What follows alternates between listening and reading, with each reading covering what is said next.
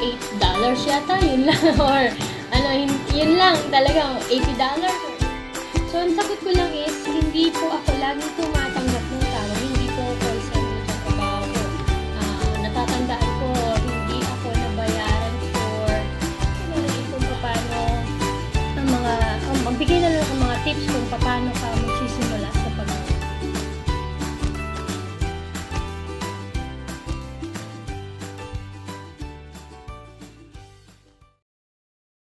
Hello mga ka-momshi, mga ka-home-based mom. So, welcome po sa channel natin kung saan nag-share tayo ng mga practical and convenient ways sa bahay at buhay ng pag-iisang home-based mom. So, kung bago ka sa channel natin, make sure na mag-subscribe ka na and click the notification bell para updated ka lagi.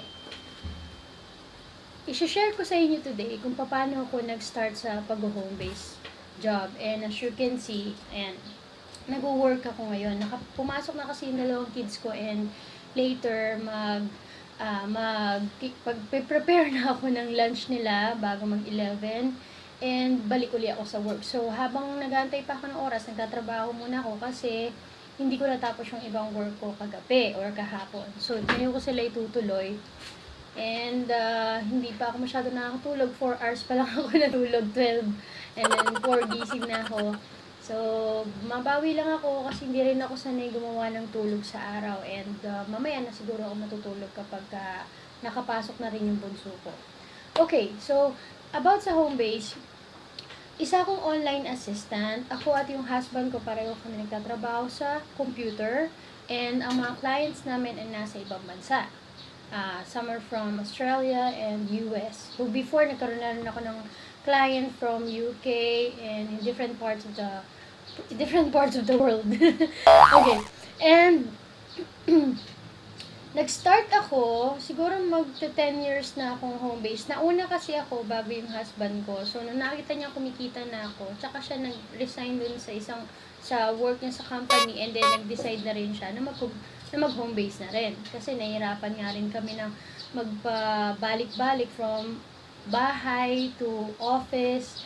Nag-spend kami ng 6 to 7 hours every day sa biyahe pa lang. And nung sa second son ko, buntis pa ako noon, actually nagdasal talaga ako kay Lord. Sabi ko, kung ako po ay magkakaroon po ng home-based work, magre-resign na po talaga ako kasi hindi ko kakayanin na itong biyahe na ginagawa ko. So, nung buntis pa ako, ang ginawa ko, meron kasing parang libreng, parang internet dun kasi call center agent ako before for 7 years. And then, ginamit ko yun para mag-apply dun sa isang job site, parang Upwork or Odesk pa siya before. And then, nag-apply and then, nung bigla akong, mga after a month siguro, nagkakaroon na ako ng mga replies, interviews, tapos nakakuha ako ng trabaho talaga, trabaho. And then, so nung nagkaroon ako ng trabaho, and nagkaroon na rin kasi ako ng parang sensitive kasi yung pagbubuntis ko. So, blessing na rin in disguise kung may tuturing yon. And then, sinabi ko na nga na, yun nga, magre-resign ako kasi hindi na rin ako fit to work dahil baka makunan ako. So, yun. Hanggang sa nag-start na, tuloy-tuloy na yung trabaho ko, nagkaroon ako ng iba pang mga clients, tapos yung sumunod na nga rin yung husband ko. Now, sa pagtatrabaho ko, hindi lang puro, kasi iniisip ng iba, kapag nag-home base ka, malaki agad ang kita mo. Kaya maraming gustong mag-home base job, marami naghahanap marami naghahanap sa internet, and at the same time, marami rin nag-i-inquire marami nagtatanong. And sometimes they're thinking na baka meron akong trabaho na pwedeng ipasa sa kanila. So, ang pag-home base kasi, mga online works kasi, hindi yung pwedeng ipasa lang. Kasi para ka rin naman nagtatrabaho, kaya lang, ang pinakaiba lang namin sa mga nasa offices, ang clients namin ay nasa ibang bansa, and pinapadala lang nila yung bayad namin through banks or PayPal or parang mga Western Union, gano'n. Yung sa akin naman, through banks. Marami ring times na nahirapan kami kasi doon lang kami kumukuha ng pinaka source of income namin. So, merong times na wala kang work, walang task, so no work, no pay. And so, no work, no pay kami. And kapag meron mga, umaabot pa minsan ng months na wala kami halos work, so kailangan kong dumiskarte, kailangan kong maghanap ng iba pang clients na pwede kong applyan para magkaroon uli ako ng trabaho. So, ganun yung nangyayari. Now, kung ikaw mismo, gusto mo ring subukan mag-home base, okay naman eh. Pwede naman talaga. Kailangan mo rin naman kasi talagang maglaan ng oras. And sa mga nag-i-inquire sa akin kung paano mag-start, kasi maraming personally nagme-message sa akin sa Facebook or pumupunta rito, nagtatanong sa akin. So, pag meron ako mga alam na trabaho na pwede kong i-offer sa kanila, talagang pino-forward ko. Sabi ko, ito, or minsan nire-recommend ko na rin sila sa ibang clients kasi hindi ko na rin naman kakayanin magdagdag palagi na magdagdag.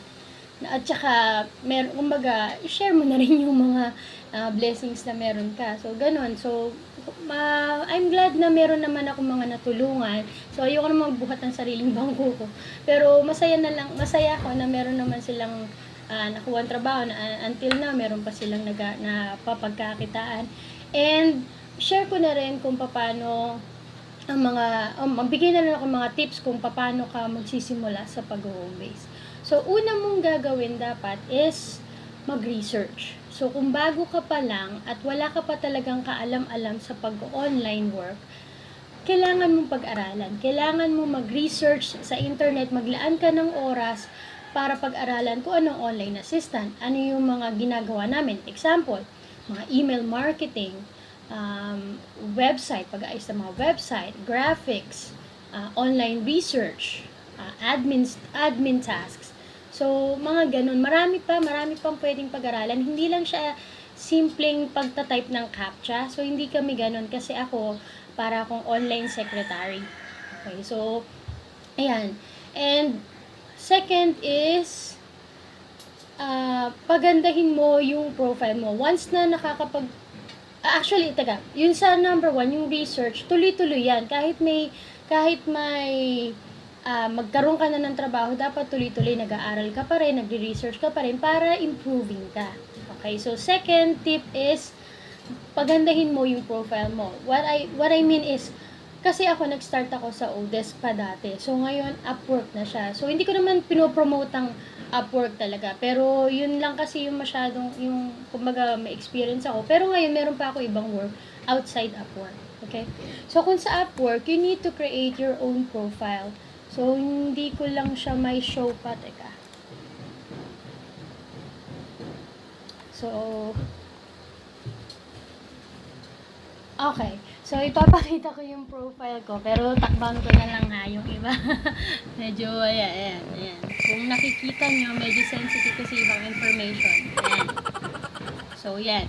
So, nag-create ako ng profile, and before, wala pa ako masyadong experience. Of course, wala pa ako experience kasi bago pa lang ako. Ang meron lang ako is yung pagiging call center agent ko, technical support. So, nagamit ko rin yan for my interviews and nagkaroon, kumbaga mas napadali yung mga pagsagot ko sa mga tanong nila and paano ko mas naging confident ako sa mga tinatanong nila or sa mga gusto nilang malaman kasi na-express ko yung sarili ko in English.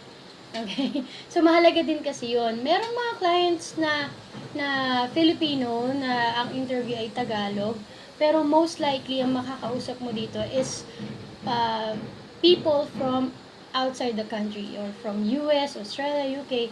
Kasi sila yung mas maraming nangangailangan ng work based on my experience. Okay?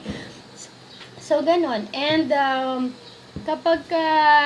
and dun sa pagpapaganda ng profile, make sure na, kasi ang ginawa ko noon, nag-search ako ng ibang mga yung mga freelancer na dito sa Upwork. And tinignan ko kung paano yung ginagawa nila sa profile nila. So, inobserve ko, and pag meron silang mga skills na hindi ako familiar, sinearch ko yun sa Google, inaaral ko sa YouTube. So, lahat naman kasi naaaral mo na ngayon.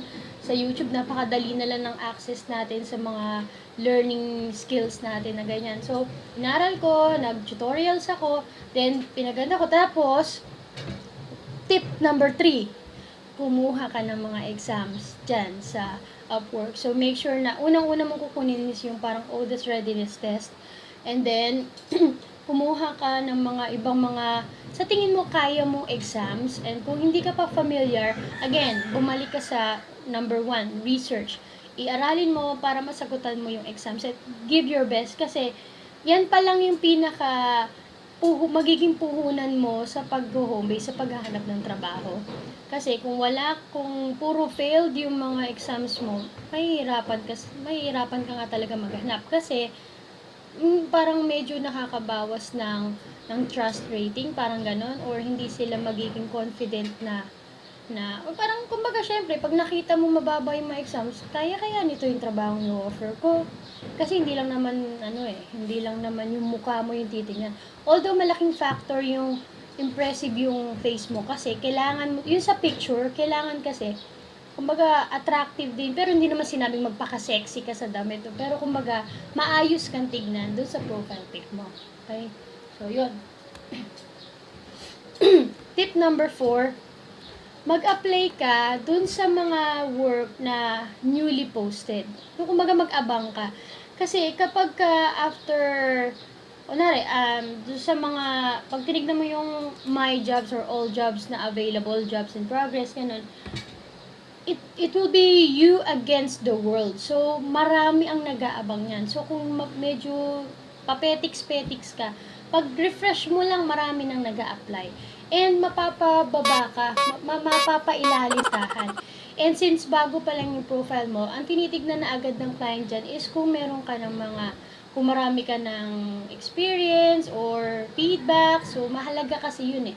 Pero kung bago ka pa lang, I suggest na maagap ka, and ang panlaban mo agad is yung itsura ng profile mo and yung rate mo. So, yun. Isa pang is yung rate mo. Since bago pa lang tayo or bagong apply ka pa lang, wag mo munang taasan yung rate mo.